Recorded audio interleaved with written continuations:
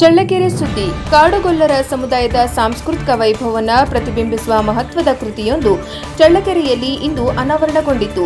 ಕರಿಮಲೆಯಿಂದ ಕೊಂಕಿ ಚರಮಲೆವರೆಗೆ ಕಾಡುಗೊಲ್ಲರ ಸಾಂಸ್ಕೃತಿಕ ಆಚರಣೆಗಳನ್ನು ಒಳಗೊಂಡ ಈ ಪುಸ್ತಕವನ್ನು ಶಾಸಕ ಟಿ ರಘುಮೂರ್ತಿ ಬಿಡುಗಡೆ ಮಾಡಿದರು.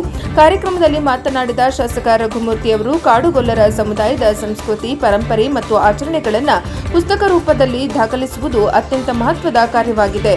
ಇಂತಹ ಕೃತಿಗಳು ಮುಂದಿನ ಪೀಳಿಗೆಗೆ ಸಮಾಜದ ಇತಿಹಾಸ, ಜೀವನ ಶೈಲಿ ಹಾಗೂ ಸಂಸ್ಕೃತಿಯ ಬಗ್ಗೆ ಅರಿವು ಮೂಡಿಸಲು ಸಹಕಾರಿಯಾಗುತ್ತವೆ ಎಂದು ಅಭಿಪ್ರಾಯಪಟ್ಟರು.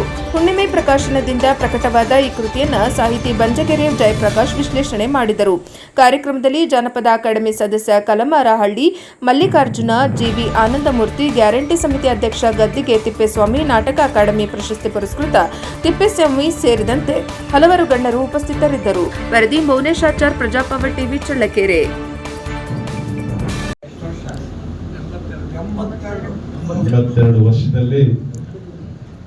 82 ವರ್ಷದಲ್ಲಿ ಅವರ ಗಾಯನ ನಾವು ಜಯಪ್ರಕಾಶ್ ಸರ್ ಮಾತಾಡ್ತಾ ಇದ್ವಿ. ಬಹುಶಃ ಸ್ಟಾರ್ಟ್ ಆಗೈತೆ, ಅದನ್ನು ನಿಲ್ಸೋದು ಕಷ್ಟ ಆಗ್ತದೆ ಅಂತ.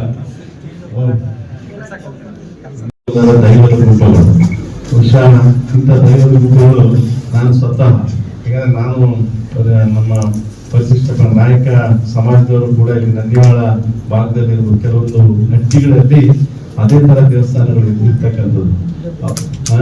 ಬಂಗಾರ ದೇವರ ಹಟ್ಟಿದೆ ನಮ್ಮಲ್ಲಿ ಕೂಡ. ನಾನು ನಮ್ಮ ಮನೆ ದೇವರು ಕಾನಮಣಗಿ, ಕೂಡ್ಲಿಗಿ ತಾಲೂಕಿನ ಕಾನಮಣಗ ಅಂತ ಹೇಳಿ, ಅಲ್ಲಿನೂ ಕೂಡ ಇದೇ ತರ ದೇವರು, ನಮ್ಮ ಓಬಳೇಶ್ವರ ದೇವರು.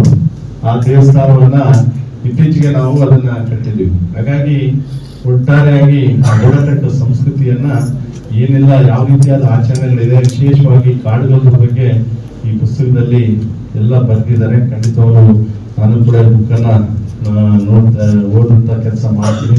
ವಿಶೇಷವಾಗಿ ಈ ಬುಕ್ಕನ್ನು ಬರಲಿಕ್ಕೆ ನಮ್ಮ ನಿಸರ್ಗ ಗೋವಿಂದರಾಜ್ ಅವರು ಛಾಯಾಗ್ರಾಹಕರು, ಜೊತೆಗೆ ಸಾಹಿತ್ಯ ಬಗ್ಗೆ ಬಹಳಷ್ಟು ಆಸಕ್ತಿಯನ್ನು ಹೊಂದವರು.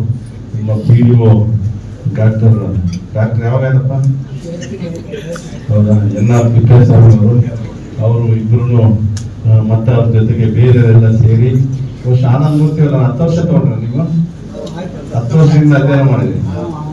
10 ವರ್ಷ ಇದನ್ನ ಸಂಚರಿಸಿ ಬೇರೆ ಬೇರೆ ಭಾಗದಲ್ಲಿ, ಇಡೀ ಕರ್ನಾಟಕ ರಾಜ್ಯದಲ್ಲಿ ಕಾಡುಗಳು ಎಲ್ಲಿ ವಾಸ ಮಾಡ್ತಾ ಇದ್ದಾರೆ ಅಲ್ಲೆಲ್ಲನೂ ಕೂಡ ಹೋಗಿ ಒಂದು ಪಯಣವನ್ನ ಮಾಡಿ ಬುಕ್ಕನ್ನ ಬರೀಲಿಕ್ಕೆ ಎಲ್ಲ ಅಧ್ಯಯನ ಮಾಡಾದ್ಮೇಲೆ ಅವರು ಬರೆದಿದ್ದಾರೆ. ಖಂಡಿತವಾಗ್ಲೂ ಒಂದು ಉಪಯುಕ್ತವಾದ ಮತ್ತು ಸಾಹಿತಿಗಳಿಗೆ ಇತಿಹಾಸವನ್ನ ತಿಳಿದುಕೊಳ್ಳಲಿಕ್ಕೆ ಒಂದು ಮಾರ್ಗ, ಜೊತೆಗೆ ಒಂದು ಜನಾಂಗದ ಬಗ್ಗೆ, ಜನಾಂಗದವ್ರು ನಾವೇನು ನಮ್ಮ ಪೂರ್ವಾಶ್ರಮ ಏನಿದೆ, ಬಹುಶಃ ನಮಗೆಲ್ಲ ಈಗಿನ ಆಧುನಿಕ ಯುಗದಲ್ಲಿ ನಾವೆಲ್ಲ ಬಹಳಷ್ಟು ವ್ಯವಸ್ಥೆಯನ್ನು ನಾವು ಕಂಡಿದ್ವಿ.